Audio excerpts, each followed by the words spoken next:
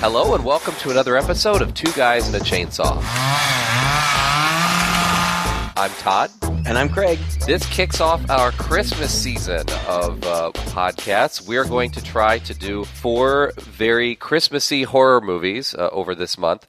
You know, the longer we do this podcast, Craig, the more difficult it's going to be to find holiday horror movies, I think. The pickings... I was thinking the same thing, but when I was looking around, there are quite a few of them out there. I think we may run out of our favorites pretty soon, but there's still stuff to choose from. I guess that's kind of what I was saying, was like, the pickings are slim as far as quality goes. Right. I mean, you got that whole Die Hard thing where, well, this one takes place at Christmas time, so maybe we can justify that one. Otherwise, exactly. Like, the directly Christmas-themed ones seem to be getting worse and worse now. Yeah, it's true. This one might fall into that category, although it to be fair, is in a long line of it's part of a series. We chose Silent Night, Deadly Night 5, The Toymaker. And I picked this one, and I decided we should just jump straight to 5, because this one to me seemed the most interesting when I was reading a lot of the information online as far as the plot and whatnot. This one stars Andy Rooney, and it deals with toys. Hold on, bro. It's Mickey Rooney, isn't it? Oh, yeah. You're right. This one stars Mickey... Yeah, Andy Rooney's 60 minutes? Yeah. They're both dead anyway. Doesn't matter. Yeah. This one stars Mickey Rooney in... poor Mickey Rooney by this point has to be in... Silent Night, Deadly Night 5, The Toymaker. But at least he's still working and doing stuff. And it deals with toys, which is a Christmassy kind of thing. Aside from that, I was really sad to see that there wasn't a lot of Christmas theming to this movie. They mentioned Christmas a couple times. I'm not even sure there's a Christmas tree in their house, at least not one that's visible for most of the movie. So... aside from that and a quick visit to Santa and the idea that we're dealing with toys and there's a mention of Christmas every now and then, it didn't really put me in the Christmas spirit. How about you, Craig? Yeah, fair enough. I mean, there is a Christmas tree and you can see it in the opening scene, and really the Christmas setting is just more for convenience, because we've got these interesting toys that are being given as gifts, and so it would only make sense that would happen around Christmas time. This, like you said, we decided to skip right to 5. Even last year, we talked about doing Silent Night, Deadly Night, the original, because it's got a big cult following, and it's pretty notorious. And both of us kind of agreed that it's just really not a movie we really want to watch again. Like, it's just not that. It's just not that great a movie. And the sequels, I don't even think I've seen all the sequels. I know I saw the second one. It was awful. I don't remember if I saw part 3 or 4. Reading online, there are some people out there who say part 4 was actually an improvement in quality. I think I'll take their word for it, at least until next year. And then there's this one, which is kind of an anomaly because it's really a standalone story. In fact, I wonder if this movie was originally just filmed under the title The Toymaker, and the Silent Night, Deadly Night was tagged on for name recognition at the end. Part of the reason that I wonder that is because Mickey Rooney was very vocal in his protest of the first movie. He wrote an open letter of protest stating that the scum who made it should be run out of town for sullying the sacredness of Christmas. So the fact that he pops up in this one is kind of odd, and I wonder if he went into it knowing that he was getting into this franchise. Either way, it's kind of bizarre that he's in it, but I'm glad that he is, because there's not a whole lot much more going for it. Yeah, well, what do you think? What do you think? It's funny that you mentioned him, because honestly, he does dress as Santa at some point in the movie, so he had to know he was in one way or another sullying the name of Christmas, whether or not it was in this franchise. But the other thing is, it's almost hard to imagine a time. It's hard to remember a time when Christmas was so sacred that we couldn't do a horror movie about it. I guess when anything was so sacred that we couldn't make a horror movie about it. I mean, yeah. It's hard to imagine that this really crappy, low-budget movie, Silent Night, Deadly Night, the first one, was so controversial because it portrayed Santa as a killer. And it's just hard to believe now because we have Krampus and we have Jack. We've had that Jack Frost movie. I mean, nobody cares anymore. In fact, people kind of dig it. Oh, let's do something fun and different. And so this maybe harkens back to an earlier time. Your question, whether or not it had a lot of stuff going for it, I really thought this movie would have a lot going for it, even knowing that it would be crummy. And I have to say, I was kind of bored by most of it. That's the one word to kind of sum it up. It feels like a movie that was trying to build towards something, and then it putters out every single time. It starts out with a kid who is trying to sleep. His mom... Well, I guess he just wakes straight up, and it's nighttime, and he hears the doorbell ring, and it's the middle of the night, apparently. And so he gets up, and he tries to get his parents, but his parents are having sex, and so he pokes his head in. And again, I thought we were going to get that weird... Wasn't it that one weird Christmas movie where the guy was traumatized by seeing his parents having sex? I think it was. We did it last year. I don't remember what it was called. Christmas Evil, I think. Christmas is what it Evil. Was called. That's right. Right. So and this is a pretty typical. It's a pretty typical setup. Well, I guess I shouldn't say that because I haven't seen all the sequels. But the first one and the second one both start out with a little kid seeing something traumatizing that has to do with Christmas. Now, the sex itself, I think, would have been plenty traumatizing. I mean, it's these movies. I think that the somewhat graphic sex scenes, that's just a part of the franchise. Like they've got to have it in there. In this movie, it just seems it's pointless. Aside, like it doesn't advance the plot really in any way, and it's just totally gratuitous and kind of stupid. But I that's exactly what I expected going into this, so it was no surprise at all. But yes, you're right. A traumatizing event early on dealing with Christmas, and that's what's about to happen. Yeah. The kid goes downstairs after kind of closing the door on his parents and opens the door, and there is a present there. It's has his name on it. His name is Derek, and it says, "Don't open until Christmas." So he picks the present up, walks in the house, and the door ominously doesn't get completely closed behind him. We find out later that really doesn't matter either. But anyway, he sits down on the floor in the middle of the living room and starts to open the present when we get our first jump scare, which is his dad's hand coming down on his shoulder and says, "What in God's name are you doing up at this hour? And what is that?" It was on the porch. You didn't hear the bell. God damn it, Derek. How many times do I have to tell you not to open the front door by yourself?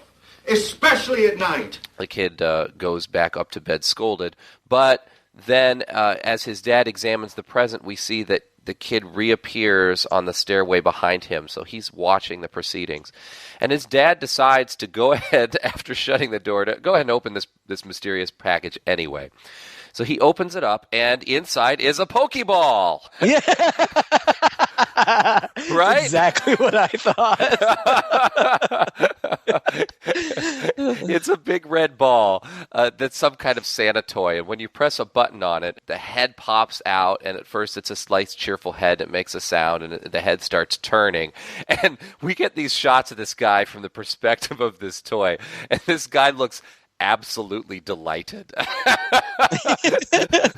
Way too delighted by this dumb little Santa ball toy. But as the Santa head turns around, there's a mean Santa on the other side. His mouth opens and he has kind of fangs and starts chattering, and there's a little electricity effect where you can tell this isn't a simple little toy. It's definitely an electronic gadget, and probably not a very safe one at that. Right. Chattering inside his mouth, these legs spring out of it, and instead of just being these little legs that we kind of see later in commercials that are just supposed to pop out and be cute, it's these long legs that wrap around his head and instantly yank this toy to his head, kind of like an alien. And so the guy stumbles around the room for way too long, but it's in slow motion. Maybe that's why it's too long. With this Santa thing attached to his face, and the kid's kind of looking in an expression that should sort of be horrifying, but looks more like a cross between horrifying and bewildered. All this kid can really ever do through this movie is just stare slack-jawed, kind of dumbly, shaking his head back and forth minutely, maybe his eyes moving left and right. I think there's a reason why after he witnesses this, he's mute for the rest of the film. Yep, I think you're right. But anyway, Dad stumbles around, and lest anyone else were to discover the evidence that this toy caused this problem, the toy actually just causes an accident, which is a very improbable accident where the dad stumbles across the poker and other items that are hanging up by the fireplace, which fall. Of course, it falls in a way that, wow, okay, the poker is still sticking straight up in a way, and the father falls down onto the poker and impales himself. Thus, our first kill of the film, which the kid witnesses. As you said, he is now traumatized, and as I said, he is now mute for the rest of the movie. And, of course, nobody knows that it's the toy that caused this except for the child. After this first death, I was like, I just thought that was one of the dumbest death scenes I had ever seen. And I was like, oh my God, what have we gotten ourselves into? Like, it was so contrived. It was like a Final Destination trap or something. Like, first he had to knock over the things, then he had to hit his head on the mantle, then he had to fall. Meanwhile, if he would have just stood still, he probably could have gotten this stupid ball off his face. Like, there wasn't any indication. I don't know. Were we supposed to think that it was like shocking him or like biting him or something? It seemed like it was just literally like a mask clinging to his face and he couldn't get it off. But anyway, it was so dumb. I agree. It was just so dumb. Well, they don't get much better, do they? I mean, it's all kind of like this contrived, this notion that these toys have some sentience and that they're causing this to happen, but they're causing it to happen in a way they couldn't possibly. Like this. Like, there's no way that toy, even if it was smart, could have done anything except grab onto the guy's face. It wasn't pushing him around the room or anything. The guy was flailing like an idiot. Yeah, stupid. Well, we cut then to 2 weeks later, and there's some guy like stalking outside of their house, and this guy, he doesn't get a name until like 3/4 of the way through the movie, and then it's so stupid and contrived when you find out who it is. But eventually, you find out his name is Noah. I just kept writing down stalker because he stalks them throughout the whole movie. Right. Anyway, he's stalking them. Derek is not talking. He hasn't talked since the accident, and he's acting out. Like, there's a silly scene where his mom puts down food in front of him, and he like grabs the eggs and squishes them in his hand, which is totally out of character for him the rest of the movie. Like, exactly. He never acts out again. So I don't know what they were trying to do there. Well, it's so contrived, and the dialogue is so silly. It sounds like dialogue ripped from a worse movie, because the mother sits down and hands him breakfast and is like, I made you breakfast. Everything is just the way you like it. Nothing is touching. And I'm thinking, who makes their kid breakfast the way they don't like it? Really? I made you breakfast. I tried to make the worst breakfast possible that you wouldn't eat. Like, what? Yeah. Well, so he's acting out, and so she has this idea that she's going to take him to the toy shop, which is named Pedo's, which is the worst name for a toy shop ever. What? Pedo? Let's go to Pedo's toy shop. But anyway, it's a play on Geppetto. Yeah. What? You're right. They had to get in this. I mean, it's spelled PTTO, but it sounds like PEDO, and that is not someplace where you should be taking your kids. But anyway, so that she's going to take him there to get him a toy to cheer him up. I think that he sees the killer toy on a commercial and kind of freaks out. Again, nothing comes of it. But the mom, her name is Sarah. She's played by Jane Higginson, who I think was a soap opera actress back in the day. She didn't do a whole lot else, I don't think. So they take her there, and they meet Mr. Joe Pedo, the toy shop owner, played by Mickey Rooney. And she is, he's trying to show the kid some toys, but the kid doesn't like anything. Meanwhile, his son, Pino, I mean, they're really heavy-handed in it here with the whole Pinocchio thing, played by a guy named Brian Bremer. I don't know anything about him. He's up there, and from the very beginning, you can tell that he's acting weird. And really, it's almost as though they wanted there to be a twist at the end, and there kind of is. There was something that I didn't really figure out. But you've got a guy named Joe Pedo and his son Pino. I mean, it's pretty obvious what's going on. Yeah. You know, that this guy he's Pinocchio, basically. He's acting weird. He goes down to the basement and he brings up this toy from the basement called Larry the Larva, and it's this ugly looking like centipede toy. But the kid doesn't want it, and so Sarah just leaves. All this time, their stalker has still been in there, and after they leave, Pedo gets angry, and that's what I liked. You know, Mickey Rooney is so jovial and grandfatherly, and here, not that it's any kind of amazing performance, but to see him in these moments of anger where he lashes out at Pino, it was good, and I thought that he played it well because he looks so innocent and grandfatherly, but he does come across as pretty menacing when he gets angry. I ought to break you in half. What kind of a son are you? A real son would help his father, but not you. You keep undermining me. I'd rather have a son like that. Stay away from me. You know why people don't want to come in the store no more? Do you? Because of you! No! Yes! Because of you! Whoa, whoa, whoa. But they don't realize that Noah the stalker is still in there. So they change and act like everything's normal. And Noah buys a bunch of toys. And Pedo says, man, you've been buying a lot of toys here lately. But then Noah just leaves, but not before out of his pocket he drops a news article about Derek's dad's death. So obviously he's connected to all of this somehow, but we don't know how. And then that leads up to again, our second kill, which is, it's like they just had to shoehorn things in, you know? You tell them about it. Well, it really doesn't even logically make sense, because this Larry the Larva toy that Pino pulls out and tries to give to the boy, which the boy refuses, all this is in front of Pedo, then gets picked up by the stalker guy, Noah, and it's one of the items that Noah buys, and Pedo doesn't seem to care that he's buying this particular toy. So even that doesn't make sense in the motivations of, you know, what we later discover. But anyway, Noah the stalker guy is living in this motel. And there's some really, truly horrible dialogue. He's there with the toys, and he's got a screwdriver. He's trying to take them apart. You're meant to get this impression that Noah is the one who is modifying these toys or doing something to them that's causing the one problem that we saw and we assume is going to continue happening. So there's this great scene where he opens the door because there's a knock on it, and it's the owner of the motel. And this guy tries to kick him out because he hasn't paid. There's plenty of money left in this account. Not according to that. But then there's been a mistake, and I'll take care of it in the morning. You're packing up and leaving right now. All right, look, how about if I give you some cash? Cash? Cash is good. I like cash. Great. I get paid tomorrow. Then you out of here tonight. Look, what is it with you, man? You think I'm gonna skip out on you? I paid you for the last 2 weeks, didn't I? That was then. This is now. And this guy's really adamant. And at first I thought, wow, finally we have some realistic dialogue here where this guy is not going to take no for an answer. But then, of course, at the end... You got a kid? Yeah, what the hell's that got to do with it?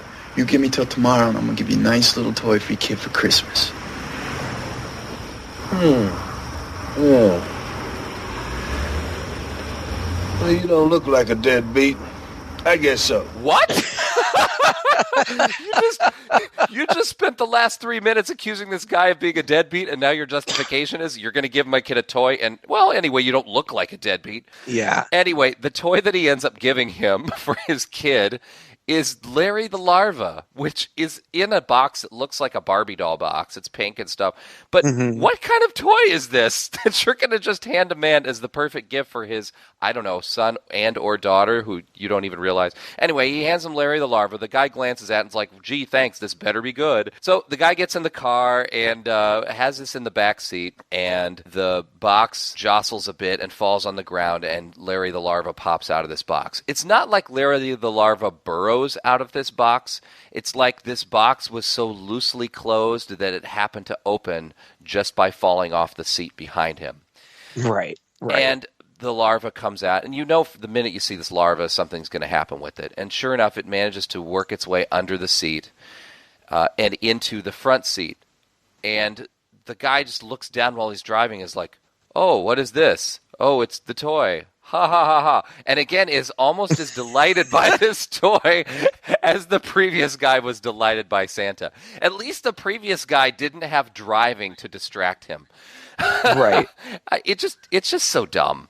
So dumb. But anyway. Well, and these toys are nothing to be impressed by. You know, No. they're cheap looking, crappy looking toys. Nobody would be excited about these things. I mean, the effects aren't good. I mean, you know, it looks like, you know, when the larva's crawling around, it looks like there's probably just somebody below frame holding it, you know, like just scooting it up it's not good. Anyway, go ahead. Well, I mean, there's nothing much more to say. He picks up the remote. It starts moving, and so no, it's not even moving. And then he picks up the remote. It's like it gets there, but it gets there without moving. So then he picks up the remote to it. It's got a remote attached, which is also, again, the first time we see it. And he starts to press it like he wants to play with it in the front seat while he's driving. And then the larva starts moving and inching towards him, and we see the little electricity sparks between the larva's pinchers. It's like, oh, cute, blah, blah, blah. And so he keeps moving it away from him, but it keeps moving forward. Oh, this thing must be broken. Then he tosses it in the back seat. And then, like you said, in a great effect, which looks like a guy in the back seat who is just sticking the larva over his shoulder, it comes back and just suddenly jumps straight into his mouth. Again, we don't see the jump. You just have to trust that it happened. And it goes into his mouth, and so the guy grabs it, and the car is weaving all over the road. Like, even though the guy has this in both hands, so he's no longer touching the wheel, the car is going left, and it's going right, and it's going left again, and it's going right. I mean, the guy doesn't know to take his foot off the pedal, and something is steering this car. We have no idea what. Right. Anyway, it's supposed to be cool, because then the idea is that it burrows into his skull and comes out his eye. And again, it's a cheap-looking effect, and there's really no blood to it. It's really bizarre.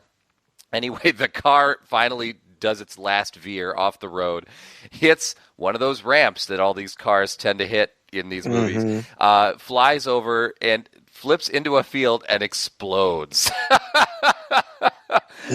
Again, covers up the complete evidence that there was a toy involved in the bizarre death of this man. So yeah, very strange, contrived, silly death scene that probably looked really great on paper, but played out horrible on the screen. Yeah, I mean, I've seen worse effects. Not a lot, but I've seen some. There was some effort made, but it didn't look good. And the whole scene is just, I mean, it's irrelevant to the plot. Yeah. I mean, you could take that whole scene out and it would have no impact on the narrative whatsoever. They just clearly needed to get another kill in there. After that, Noah, the stranger, breaks into the toy shop at night, and there's this scene where he's looking around with a flashlight, and Pedo comes into the room and is like looking around the room, and as far as I could tell, Noah was just standing there with the flashlight on, and Pedo doesn't see him. Yep. Pedo doesn't see him somehow and goes up to bed. Noah goes down into the basement where we've seen Pino go down before, and in the basement there's like a trap door for what I assume is like a sub-basement. And he opens it up and he starts to walk down there, but something grabs him by the legs and starts pulling him down. And so he's struggling to try to stay up. He eventually gets out and he runs away. And we get to see Pino pop his head up just above the crack just a little bit. So we know that it was him down there. And he must be pretty darn strong. There's a scene where Derek and Sarah, I think Sarah actually finds a new box on their porch, same kind of tag to Derek, don't open till Christmas. She puts it under the tree. And then we cut to a scene where Noah is apparently a mall Santa. That is his job. Yeah, right. And he has a buddy who works there with him named Ricky, played by Clint Howard. Clint Howard pops up in these cheap movies all the time. I actually really like the guy. I think he's pretty funny and charming, and he brings something special to some of these bad movies. Yeah. And apparently he and Sarah also has a friend named Kim, who we've seen, but we haven't mentioned her because she's totally unimportant. But these two, Clint Howard and the gal that plays Kim, I don't have her name written down, they're actually reprising their roles from part 4. I haven't seen part 4, so it doesn't really mean a lot to me. But anyway, I mean, it's just it's a tiny little cameo by Clint Howard. Yeah, and again, he brings a little bit to the movie, even though he has very little to do. He's right. he's another small spark of happiness in this otherwise tiresome film. Right. And then we cut to a scene that was really confusing for me. I didn't know what was going on. Pino breaks into somebody's house, and I didn't realize at first, but it is Derek and Sarah's house. But what threw me off was to break in, all he has to do is pick up a brick like out of a flower bed near the back door, and underneath it's a key. Okay, that makes sense. But on the underside of the brick, it says Pino, like 1970 something or something like that. And I was like, what is going on? He goes in there, and he's just very creepily looking around the house. Like he lays in Derek's bed and plays with some of his toys. He goes into Sarah's room, and he's like looking at her clothes, and it looks like he's going to maybe sniff her brassiere. But he doesn't actually. Meanwhile, Sarah and Derek are at the mall to see Santa. And Noah is the mall Santa. He has taken an additional shift because he saw that Derek was going to be there. And again, I'm wondering, what is his connection to these people? And the mom sits Derek on his lap, and they just kind of sit there and stare at each other awkwardly. And the mom's like, well, do you want to tell him what you want for Christmas? And the kid like shakes his head no. And she's like, oh, okay, well, let's just go home then. At which point Noah grabs onto him and won't let go. And the mom is like just trying to pull him away, and eventually does get him away. But then they're on the escalator, and she's like, oh, sorry, I guess even Santas have a bad day sometimes too. What? Like, this guy just like assaulted your kid. Like, what? Yeah, they shake that off pretty quickly. And everybody shakes it off pretty quickly, including apparently the other kids in line, the woman, the elf taking the picture, all of this. It's really weird. Of course, you're right. This is like the creepiest department store Santa ever. He outright grabs the kid, and then you're just, I'm so confused by this point. We're 30 minutes in. I'm still not sure what's going on, but it's not in an intriguing sort of way. You know, it's not like they're building this suspense like, oh my gosh, what is this puzzle I need to unpack? It's like somebody's got to throw me a bone here at some point, because these scenes are silly and they're so over dramatized. I just don't know what's going on, and I really wanted to know. And then as Pino's going through the house, he's going through this kid's toys, and you see that killer Santa toy is up on his shelf still. Yeah, right. Everything else, this kid is fine with having this killer Santa toy up on his shelf. It makes absolutely no sense. It makes no sense that the kid doesn't completely freak out about the new box being brought into the house. It makes no sense that mom is just writing off this department store Santa that assaulted his kid. And it absolutely makes no sense that Pino is walking through here, at least it doesn't seem to, and that this kid's got this toy on his shelf. It's silly. Go ahead. Well, like with the toy on the shelf, like, did she like clean the blood and brains off of it and then put it back? Like, who would do that? Doesn't even make any sense.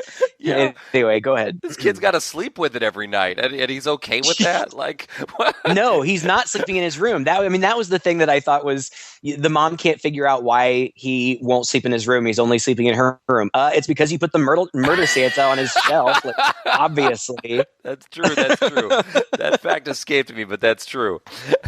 Well, they come home and they find Pino there, and so Pino runs out, and so she knows who Pino is. Obviously, they have a relationship. That's the other thing, is that they know Pedo is like the neighborhood grandfatherly Toymaker guy who earlier Sarah and Kim were talking about how his shop used to be so successful and everybody loved it, and now it's just kind of gone by the wayside and become this nothing place that nobody ever wants to go into. Pedo even yells at Joe in the beginning, Pino in the beginning, saying, "You're the reason why nobody wants to come into the shops because you keep creeping everybody out." So we have that. So she goes to confront Joe, and he explains that we actually used to live in your house. Right? It's interesting that we have this relationship, but that's never come up before. Yeah, right? Like, they're on a first name basis, but, they've apparently known each other for a long time, but he never mentioned, oh, yeah, you live in my old house. I mean, that would seem like a point of conversation that might just kind of come up casually, but apparently not. You would think so. And apparently when this woman bought it, and I don't know, it probably didn't go through too many generations, but she didn't change the key or on it either. whatever. Okay. So he says, it will never happen again. And I'm thinking, what's he going to do? Is he going to kill Pino? Is he going to try to kill Pino? Pino's going to kill him. So she leaves, and he goes back in, and he yells at Pino through to the trap door in the floor for a while. And then that's pretty much it. Yeah. You have to come up sometime, Pino, and when you do, I'll be waiting for you. And to do what? To kill him? Is he a prisoner in the basement? Who knows? I had no idea. Yeah. What was going on? In the end, it doesn't amount to anything. So no, it really they go back home, and again, immediately just get over what's happened. Okay, well, make sure it doesn't happen again. If it does, I'll call the police. Okay. Sarah takes Derek back home, and she tries to urge him to open the mystery gift, but he won't. The friend that I mentioned before, Kim, comes over, and she tells Sarah's like, oh, thank you for leaving that gift. And Kim's like, what gift? I didn't leave any gift. And again, Sarah's like, oh, that's interesting, but not concerned at all. And then, so Derek, while they're talking, goes and gets the box. It's a big box, and he takes it out and he puts it on in the trash. I mean, he just sits it on top. It's a big box. Well, Lonnie, Kim's kid, sees and runs over and gets it. And he opens them up on the street, and it's a pair of rollerblades. And he puts them on, and then in a totally random scene, he taunts this rando couple on the street who are making out. He's taunting this couple. He's on these rollerblades. This is a small kid. I mean, it's an adolescent looking kid, but it's a small kid. And this guy that he's picking a fight with is this big guy. It must be a stupid kid. I don't know. But anyway, of course, the rollerblades malfunction. They start sparking up, and they start flying him all over the street. And the choreography is something special here. But eventually, it rolls him out into the street, and he gets hit by a car. And I thought, wow, these movies are pretty dark that they're going to even kill off kids. But they didn't even, they pulled the punch, and that really kind of irritated me. We see just a few minutes later, the kid in the hospital. I mean, he's totally in traction. There's blood on his bandages and stuff. He doesn't look good.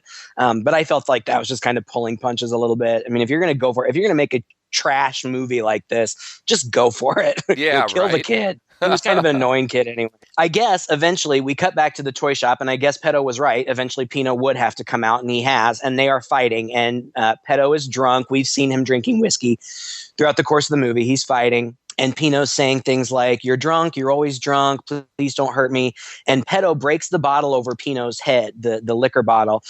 And Pino falls into the basement and appears to be dead. Pedo goes down there. Pino is motionless, and Pedo is saying, what have I done? What have I done? Joe is so hot. Then we cut. Sorry, go ahead. I said Joe is so hot and cold.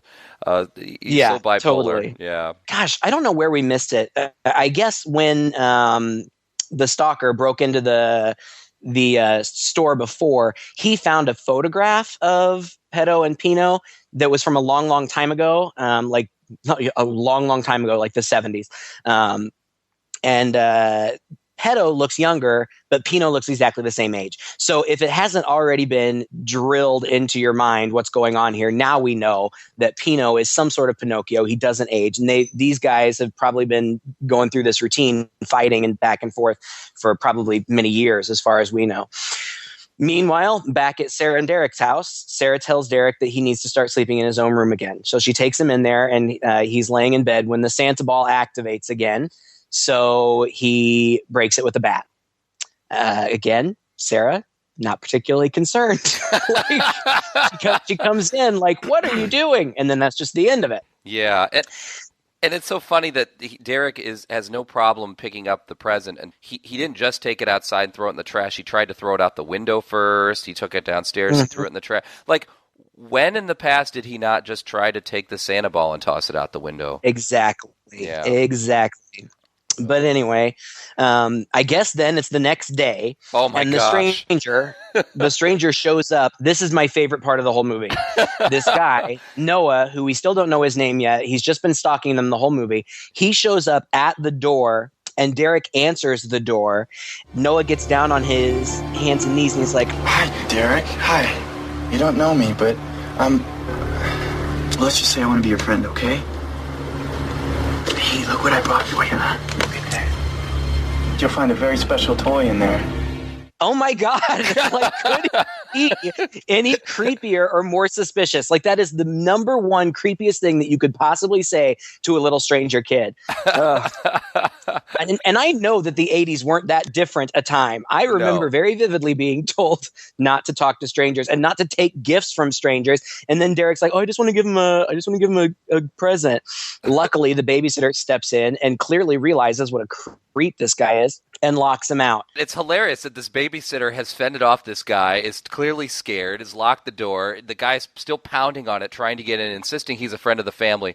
Hey, what are you doing? Open the door. Go away! Look, I'm not gonna hurt you. I told you I'm a friend. Come on, let me in. I just want to use a phone. I'm not supposed to let anyone in. Come on, just tell me where Mrs. Quinn works. I'll go see her there, okay? 1200 Market Street, 5th floor. Thank you. Not worried about her, as long, just get rid of him. Oh my gosh, so silly. And then we cut to what has to be one of the most ridiculous scenes ever in the history of filmmaking. You're right. This next scene is super bizarre. Though it's late at night, of course, and she's working late, and so she gets off and she's walking through the garage. So we get the creepy walking through the parking garage scene where you feel like you're not alone. Right. And so it's very by the numbers, where she's walking and she thinks she hears something, and then you get the shot of her legs and then the shot of her looking over her shoulder and nothing behind her. But she panics for no clear reason. I mean, it's not like she sees anything that we can tell. Honestly, I'm not even sure she hears anything that we can tell. It's really a strange scene. But anyway, she starts running to her car because they're supposed to do this in these kind of scenes, and fumbles for her keys because they're supposed to do this for these scenes. But is clearly there's this unfortunate close-up of her trying to get the key in the door because it's obvious she is intentionally fumbling the keys. Like, this woman cannot aim a key in a door to save her life.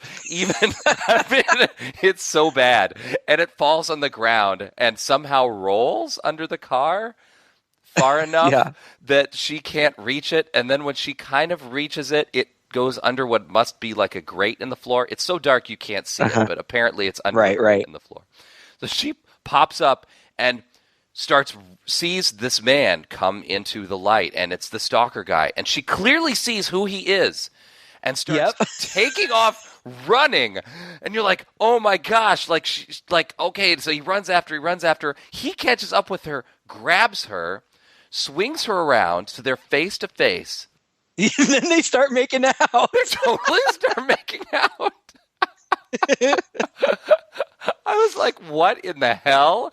Like, I just think this movie can't get any weirder. And it's supposed to be this big dramatic twist, but it comes off as really dumb.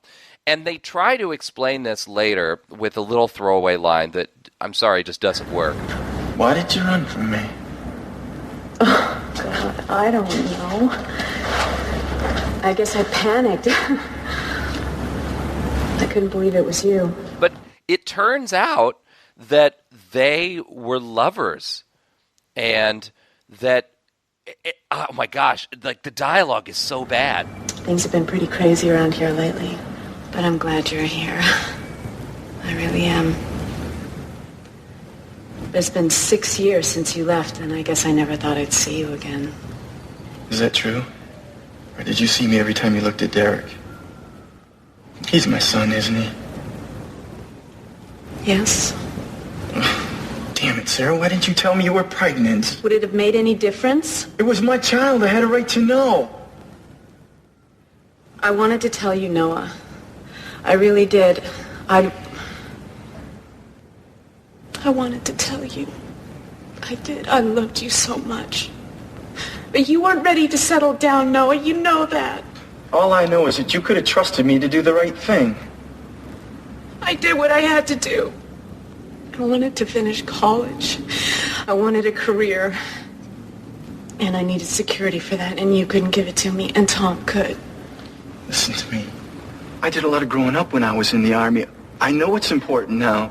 And so now we kind of know why he's been stalking the family. Except, why couldn't this guy just flat out knock on the door and say, hey, I want to be a part of your life again? Why did he have to do all of this in the creepiest way possible? I mean, it makes no sense. Even when you look back on the movie, it makes less sense. Like, why Right. was he creepy department store Santa latching onto this kid? Why was he coming to the door when Mom wasn't home, trying to give him a present when we learn he's had this idea that there are these killer presents being dropped around town? All of it just doesn't make any sense. Oh, it's so contrived. No. And then to top it all off, and again, I said that this really is part and parcel for these movies, but then they decided now would be a good time to have sex in the back of the car in this parking garage. What? Like, Yeah. Oh, welcome back. You're his father. Let's get it on. Exactly. And on top of that, Literally. we get dual sex scenes cutting back and forth, because back at Derek's house, Derek is in bed and the babysitter has her boyfriend over, and they are getting it on in the bed there. And so it just cuts back and forth between these two sex scenes. It's so strange. And neither one of them are in any way sexy at all. No, they're not any good. I mean, there's nothing titillating about them at all. the filmmaker's trying to be clever here, I think, in doing these supposed match cuts between the two sex scenes. But it's really clumsy. It's not coming off well. And you're right, it's not titillating. No clothes are really coming off in any of these scenes, to the point where you notice that no clothes are coming off. I mean, this is freaking Right. Silent Night, Deadly Night 5. Why? Right. You would expect boobs and stuff in this kind of movie. Not that I needed to see it, but come on. If you're going to pull, again, like you said, if you're going to pull punches, why did you choose the sex scenes that you are so cleverly juxtaposing back and forth with each other and felt like you had to stick in this movie to decide that you're not going to go for as far as nudity? Right. Yeah. And the one at the house, the boyfriend or the babysitter and her boyfriend, is so funny because like I guess that we're just supposed to, I mean, she's kind of hesitant with him, so maybe their intention never was to have actual intercourse. Maybe they were just fooling around, and that's why only some clothes come off.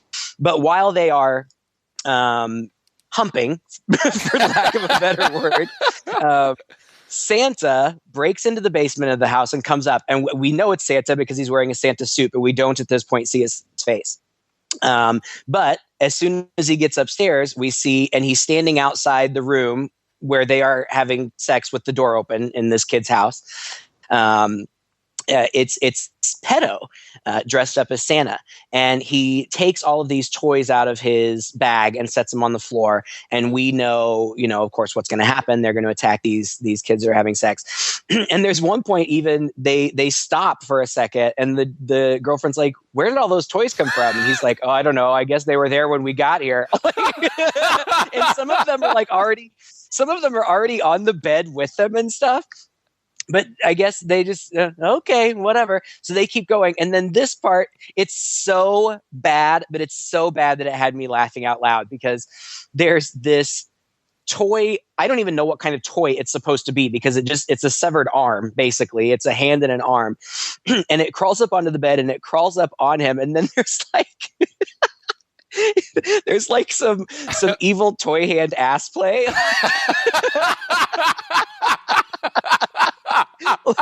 like it's like touching his butt, and we see his facial expression. He's like, "Ooh, oh, you've never touched me there before."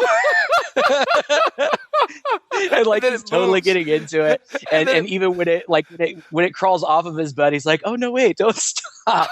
Oh God, it's so funny. Put it back. Well, the effect- and then the hand continues to crawl around on them, and I couldn't for the life of me figure out how they couldn't put together that there were too many hands. like they're kind of interacting, like they're touching it and like moving it to different places. I'm like, wait, 1, 2, 3, 4. Oh, there shouldn't be this many hands. What is happening? But it's kind of funny. They pick it up and move it somewhere else. Like, it's clearly not attached to an arm. Right. Like, did your arm just become detached? And so then these toys attack. The first thing that happens is the hand strangles this guy, which is there's always this inherent problem with loose hands in horror movies. In the there's certain things that loose hands just aren't going to be able to do. And at least in this movie, the loose hand clenches around his neck. And okay, that is something a loose hand can do, and that might be something, depending on how tight it can clench, that you will have trouble getting off, right? So that's the one thing I can say about this scene in this movie, that after doing so much wrong, it's doing right. So he gets up and he's struggling with this. In the meantime, all the rest of the toys are kind of like army men, basically. So there's a tank that wheels in and starts shooting at them. The girl rolls off the bed, and it starts to get kind of brutal. Yeah. And it's shooting into the wall behind her, and it shoots her flat out in the chest. And there's like a squib. I mean, the blood bursts out. It looks like there's shattered skin around her chest, and I'm thinking that must have killed her. But she's still kind of screaming and flailing, and I'm thinking, man, that looks like a really bad wound in your chest for you still to be screaming and flailing. In the meantime, on the other side of the bed, the guy's messing with his hand, and there's a tank that has these buzzsaw contraptions at the front of it, and it's coming towards him. And the whole thing is filmed in a very low-budget, cheap way where, boy, they're really trying with what they have and what they've got. There's some point-of-view shots of the tank. There are close-up shots of the tank, and it's not just the buzzsaws, but it has some spikes on the back of it and some spikes on the underside of it, so that when the tank somehow jumps up on his chest, I guess the spikes embed in his chest so that it can't move. It's all just shot very clumsily, so you get the impression of what's supposed to be happening, but you don't get the satisfaction of actually seeing it happen. Right. But anyway, it's supposed to be buzzsawing at his face. And so we leave them, and we get Noah and Sarah come home. And immediately the babysitter runs out. So she comes down and out to the garage and runs toward their car. And I'm like, wasn't this girl just inches away from death a second ago? Like, how in the world did she get out of the toy massacre? And she's almost not the worse for wear. She's crying and she's got blood all over her, but that gaping hole in her chest is gone as far as I can tell, or it seems to have not had a really bad effect. And she's yelling that the boyfriend is dead upstairs. I was really kind of let down that it was just pussing out here. I mean, so anyway, she says, it was the toys, it was the toys. They took Derek. Who took Derek? How do we know that Derek is gone? I don't know how she would know. It doesn't make any sense. I mean, I guess that maybe Pedo had taken Derek. Sarah, Pedo had taken Derek, because it was Pedo. We have to say it was Pedo in the Santa costume who unleashed the toys on the floor, and he had Derek came in and was going into the bedroom to see the couple, and Pedo basically threw a huge bag over his head, a Santa bag, and took him out. So we know that Derek has been taken, but the two were making out and didn't know that Derek had been taken, as far as we can tell. Right. Or did Derek witness the carnage, and that's what caused him to wake up and go in, and Pedo put the bag over their head, and they kind of saw it maybe over the shoulder? I'm not real clear on that. I guess that must be what it is. Okay. And we also, I guess the way that Sarah and Noah put two and two together is because conveniently, right before this girl flails herself on their windshield, Noah had been telling Sarah that the reason that he had been buying so many toys from Pedo's shop was because he knew from a long time ago, from when he was a kid, that Pedo at some point had owned a different toy store, I think, and had lost his mind when his wife, who was pregnant at the time, was killed in a car accident. And after that, he had booby-trapped some toys and some kids had gotten hurt. So I don't know. I guess so he just came back to town, was checking up on Sarah and Noah, and just happened to notice, oh, wait, here's this toy store. I guess I better check it out. It doesn't really make much sense. It doesn't. And their conversation about it doesn't make much sense either, because he tells her all this, which is extremely implausible anyway. Then she go like, no, he's such a nice man. We've known him forever. He's so great and whatnot. And he says, well, the moment I saw that toy store, it all came back to me. I got worried about you and Derek, so I did some snooping around, bought a bunch of toys from Pedo. Took them apart, checked them out, see what I could find. And? Nothing. Yeah, nothing. Whoa, that should kind of be the end of it right there. I mean, right. It's supposed to be a sinister line in that he's found nothing yet, but she didn't believe him in the first place that would be possible. So the fact that he found nothing should pretty much settle the matter, at least for in her mind. So she goes back to the shop, right? And they both do, but they she both like do. runs ahead of him, so they're Yeah. kind of separate, which again is totally dumb. I mean, why would they split up?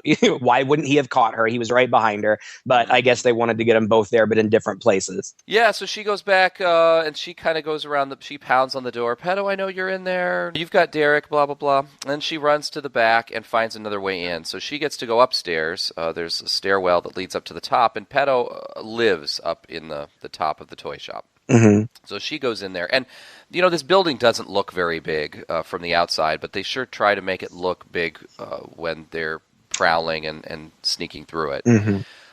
Again, it's another one of those cases where even though things happen in the different parts of this rather small building, nobody hears it right on the other end or, downstairs or even in the next room. She looks around the apartment and there's all kinds of, it's typical. It's creepy stuff. There's some creepy looking toys, some creepy dolls, nothing special. She doesn't really find anything up there. Meanwhile, Noah arrives, and this part just drove me absolutely crazy because, like you said, Sarah had been pounding on the door. I know you're in there. I know you're in there. The door wasn't locked. She never even tried it. And so when Noah gets there, he just walks right in. So she's up in the attic or the upper room, and he goes down to the basement, and he looks around. He's attacked by one of those toy planes, and then Pedo comes out from behind the door and shoots him with a squirt gun that we're supposed to, I guess, assume has acid in it? Maybe. Or mace? Maybe, because yeah. It works. It hurts, obviously, and it takes him out. But then when we see him again later, he's fine. So yeah. I don't know what that was supposed to be. So then, but he's out of commission. I guess whatever it was in the squirt gun also knocked him out. So Sarah goes down to the basement, and there's all these creepy, boy-sized mannequins, hanging on the body and stuff. And then the twist. She stumbles upon Pedo's dead body. And this is the part that I didn't really see coming, even though I kind of should have. Santa Pedo then steps out and removes his face to reveal that he's a robot, and he gets another face and puts it on, and it's Pino. And Pino and Sarah have this conversation where he says things like, he always broke me. I had to be sure he wouldn't hurt me. And then, for no apparent reason, he strips naked. And we see that he's kind of put together like a puppet. It's obviously a suit that this actor is wearing, but it's jointed, it's segmented like a puppet. And he doesn't have a wiener. So he says, my father could make everything. And then he looks down at his no wiener and says, well, almost everything. Oh my gosh. And then this is a bad movie, but that can sometimes be fun. And I think that this movie is worth watching it for this ending because it's the most bizarre, one of the most bizarre things I've ever seen. So now you've got naked Pino advancing upon Sarah, who's pushed up against a workbench, and he gets up in between her legs and pushes her up on the bench, and she's wearing a skirt, so he's up in between her legs, and he starts saying, as he thrusts between her legs, I can love you like a real son. I can. I love you, Mommy. I love you. I love you. I want you. I love you. It is the most bizarre thing I have ever. Maybe not the most, but really darn close. Top 5 for sure. Weird. It would have been super creepy in a super creepy movie. In this movie, right? I was kind of just sitting there, kind of wide-eyed with this look of like I was appalled. What is happening? That is just wrong. It is just wrong. They won't kill a kid, right? They won't show boobs. They won't show boobs. But they'll have the mannequin humping this woman while he screams, "I can love you like a real son, Mommy." Oh, jeez. So she grabs a screwdriver off the workbench and stabs him right down into the top of his head, and he starts to malfunction. Sparks start to shoot in his eyes and out of the top of his head and stuff. And of course, this is all effects that don't look all that great. But he's not down for the count yet. He goes over to where all these bags are hung up, and we can see Derek. We get a peek inside one of the bags that Derek's in there, and he takes this knife and he's going to stab into the bags. Well, we don't notice at first that there are all actually multiple bags. So when he goes to stab one of them, we think that he will have stabbed Derek, but he pulls the knife down and a bunch of toys just fall out. So now we know that Derek is in one of these bags, and he continues to try to stab them while the mom pleads with him, saying, it's okay, you don't have to hurt him. We can, you can come home with me and be my son. And like, it seems like he kind of contemplates it a couple of times, but then he says, no, he has to die. And he just keeps stabbing. Eventually he does get to the bag that Derek is in, but when he stabs into it, it just opens it up, and Derek jumps out and jumps onto his back and is kind of just holding on to his back while this robot is flailing around, and finally gets his voice back, I guess, and is saying, help me, mommy, help me, help me. Mm-hmm. Noah comes in with an axe and hacks at Pino's arm. And it looked to me like he cut his arm off, but then in the very next frame, he still got his arm. Did you notice that? Yeah, that had to be a mistake, because you're right. It was supposed to be his arm hacked off. It was clearly his arm hacked off, because in the foreground you see the little bits and pieces sticking out. But then in the very next frame, he has both of his arms. Yeah. And they fight. They struggle. Pino and Noah struggle, and Pino appears to be strong. Noah's not winning. But then Sarah steps in with an axe and chops Pino in half. And the top half of Pino's body crawls towards his dad's body, saying, Father, help me, Father, help me. Which, as crappy as this movie is, I actually felt a little bit sorry for him in that moment. It was a little bit sad. Yeah. And then he apparently dies. And Derek says, Mom, who is he? And I think she says he's just a toy. And then we get one final jump scare where Pino, of course, isn't dead yet. And he pops back up for a second before then just dying again. And Derek says to his mom, don't be afraid. It's only a toy, Mommy. And they all go out together, and the camera closes up on one of those creepy mannequins that's hanging on the wall. And we see the sparks kind of sparkle in its eye, and we hear Pino's laugh. Dun, dun, dun. The end. Oh, boy. That's it. You're right. I think this movie is worth watching for the ending alone. Mm-hmm. So I can't say it's as bad as some of the other movies we've seen, and we've seen some pretty bad movies in our day. Oh, yeah. And it's tried really hard. It fails in so many levels, and it's really a shame that, this is a movie with Mickey Rooney, and it's like that. The whole movie just begs the question, and this is the problem you get into with these toy movies, and I think that's why so many of these toy movies, where the toys are actually like demonic toys, they've got some supernatural element to them, because the elephant in the room is, if this guy can make these sentient toys, if he can construct a whole person with sentience and whatever, then why is he depressed, in this rundown old toy shop, just trying to peddle off crummy little toys to people, talking about how unsuccessful he is and how nobody wants to come in, and he's apparently destitute? I mean, this guy should be making millions, right? If he has this ability. That never even crossed my mind. And you're absolutely right. I mean, this guy clearly has some untapped talent. Yeah. You're right. And so that becomes the big point at which the whole movie just is completely implausible.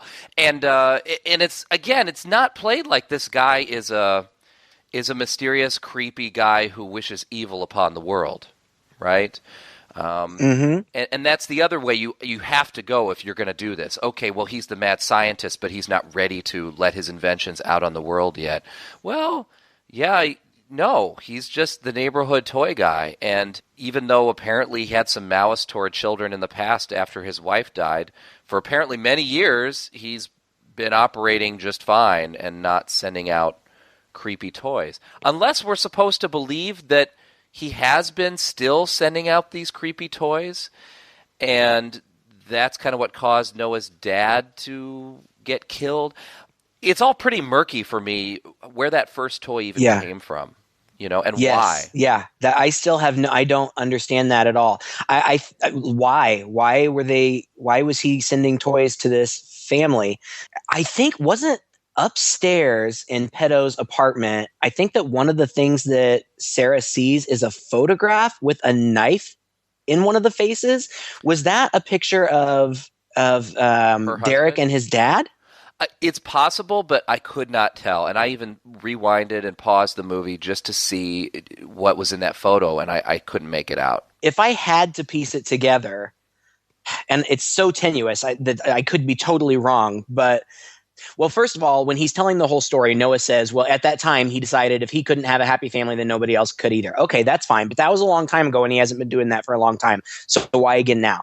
So I'm wondering, maybe Pedo knows that he can't keep Pino around because people will figure out that he's not a real boy and he's creeping people out and it's bad for business.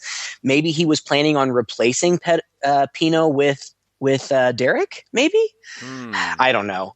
I have no idea. Like the opposite. Like Pino wanted to replace himself with Derek in that family. Pedo was trying to do the opposite, was trying to get Derek in his family. I don't know. I have no idea. Yeah, it's all pretty weird. Ultimately, it doesn't matter. You know, we've really ragged on this movie, and it is bad. It is a bad movie. That doesn't mean I didn't kind of enjoy watching it. I mean, like... I can't even really say that it had anything in particular going for it, but it was just so odd in places. And I've definitely seen more inept filmmaking too. I mean, it's not great here, but I've definitely seen worse. So I don't think that it wasn't at least a valiant effort. And you know, you and I watch all these movies, the good, the bad, all of them. And I can even appreciate this one a little bit for what it is. I mean, it was different. I'm not saying that it was necessarily executed perfectly, but that whole idea of the Geppetto-Pinocchio relationship in a horror context, you know, it's a little bit different. I mean, I guess you could say Frankenstein's monster is kind of along the same lines, but it's in many ways, or at least in some ways, it's unlike other movies that I've seen. And I can at least appreciate that. It's not a good movie, and I wouldn't recommend it to anybody unless they were specifically looking for a bad movie to goof on. But if that's what you're looking for, I think this could be a contender. Oh, if that's what you're looking for, this movie fires on all cylinders. It really does. Yeah. And I have to say, if memory serves me correctly, it's still better than the original Silent Night, Deadly Night. I think so. Yeah. More watchable. Yes, agreed. Thank you again for listening to another episode. If you enjoyed this podcast, please share it with a friend. You can find us on iTunes, Stitcher, and Google Play. We're also out on social media, so check out our Facebook page, like us there, and let us know what you thought of this episode, as well as any films that we should watch in the future. Until then, I'm Todd. And I'm Craig. With two guys and a chainsaw.